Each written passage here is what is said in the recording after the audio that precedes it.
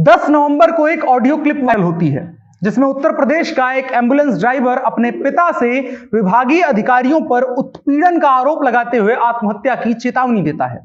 अब सवाल है कि मामूली से पैसों की नौकरी करने वाला एक एम्बुलेंस ड्राइवर क्यों आत्महत्या करना चाहता है और एक ड्राइवर पर अधिकारी कितने दबाव बना सकते हैं कि वह आत्महत्या के लिए मजबूर हो जाए। इसी सवाल का जवाब और जिम्मेदार लोगों को ढूंढने की कोशिश करेंगे इस वीडियो में। नमस्कार, मेरा नाम है अनुराग मिश्रा और आप देख रहे हैं जनता जंक्शन। तो इस क्लिप में जिस व्यक्ति की आवाज सुनाई देती है वो खुद को राहुल कुमार बताते हुए हाटा क्षेत्र का एमटीजी यानी ड्राइवर बताता है। ऑडियो में उसने कहा है कि उसके घर में छठ पर्व है लेकिन छुट्टी नहीं दी गई है। प्रतिदिन 45 से 50 केस लाने को कहा जा रहा है जबकि असल में मरीज नहीं मिल रहे हैं। और यह समस्या बस एक ड्राइवर की नहीं है। उत्तर प्रदेश में एक बड़ी संख्या में एम्बुलेंस ड्राइवरों का उत्पीड़न हो रहा है और कुछ दिनों पहले जुलाई महीने में जब कोरोना पीक पर था तब भी ड्राइवरों ने अपने उत्पीड़न को लेकर के सरकार के खिलाफ धरना दिया था, सरकार से अपनी समस्या बताई थी और अपनी मांग बताई थी। इन सभी चीजों के चलते, धरने के चलते प्रदेश में मरीजों को काफी समस्याओं का सामना करना पड़ा था।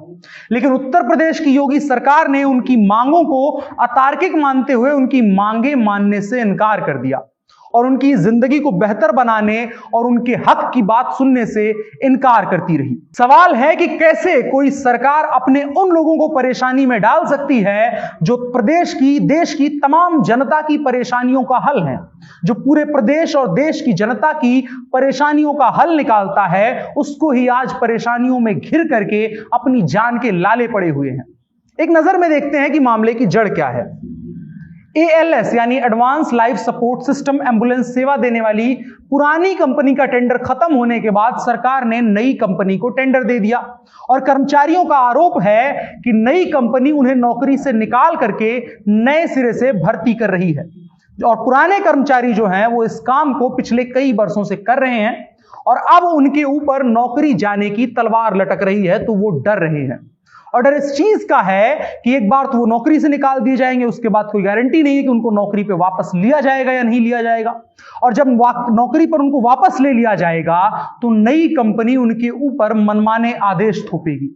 और इन सभी हालातों में जहां सरकार और प्रशासन को उनका साथ देना चाहिए, उन कर्मचारियों का साथ देना चाहिए और कंपनी के ऊपर ऐसा दबाव बनना चाहिए, इस रेगुलेटरी के तहत उसको रखना चाहिए कि उन कर्मचारियों के ऊपर कुछ भी गलत ना किया जाए, बजाय उसके उत्तर प्रदेश सरकार और प्रशासन ये कह करके पल्ला झाड़ रहा है कि उनके और कंपनी के बीच की बात है, ड्राइवरों और कंपनी के बीच की बात है, इसमें सरकार और प्रशासन का कोई रोल नहीं है। समय समय पर एम्बुलेंस कर्मी इसी चीज की समस्या के लिए, यही बात रखने के लिए प्रदर्शन और हड़ताल करते रहते हैं तो उनके ऊपर कार्यवाही हो जाती है, संगठन के नेताओं को गिरफ्तार करके जेल में डाल दिया जाता है। सवाल है कि ये कैसी सरकार है जो एक तरफ एम्बुलेंस कर्मियों पर फूल बरसाने की बात करती है, उनको कोरोना वॉरियर कहती है कि प्रदेश में लाइफलाइन हुआ करते थे वो लोग, तो दूसरी तरफ वो सरकार जब सरकार के दरवाजे पर अपनी मांग को लेकर के जाते हैं तो उनको जेल में डाल दिया जाता है। जब वो रोजी रोटी की बेहतरी के लिए मांग करते हैं तो सरकार उनकी धीरे धीरे ठीक ठाक चल रही रोजी रोटी तक को छीन लेती है।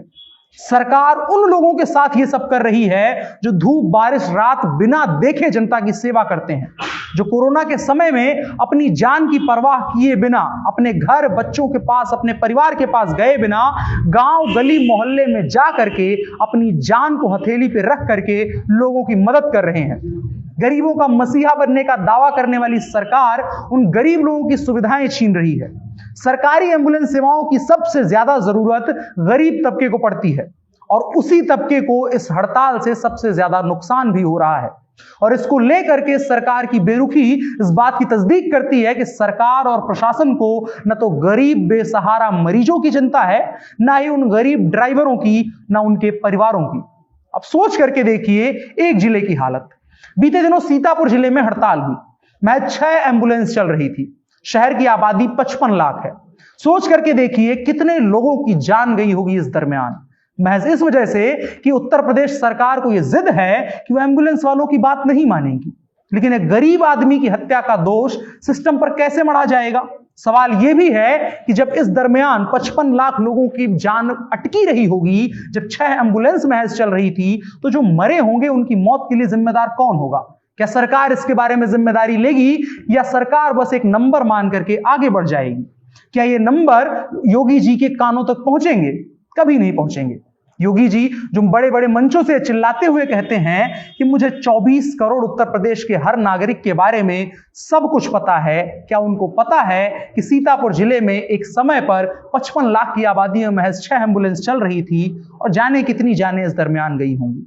ऐसे कई जिले हैं, ऐसी कई जगहें हैं जहां पर यही समस्याएं देखने को लोगों को मिल रही हैं। उम्मीद करते हैं सरकार इसको लेकर के चेते, नहीं तो समस्या ज्यादा ही बढ़ती जाएगी। बाकी मेरा नाम अनुराग मिश्रा है। अगर खबर आपको पसंद आई है और सरकार को जागरूक करना चाहते हैं, सरकार तक इस बात को पहुंचाना चाहते हैं, तो इस वीडियो को ज्यादा से ज्यादा शेयर करें। आप जनता जंक्शन देख रहे हैं, कैमरे पर मेरे साथ ओम प्रकाश हैं। शुक्रिया।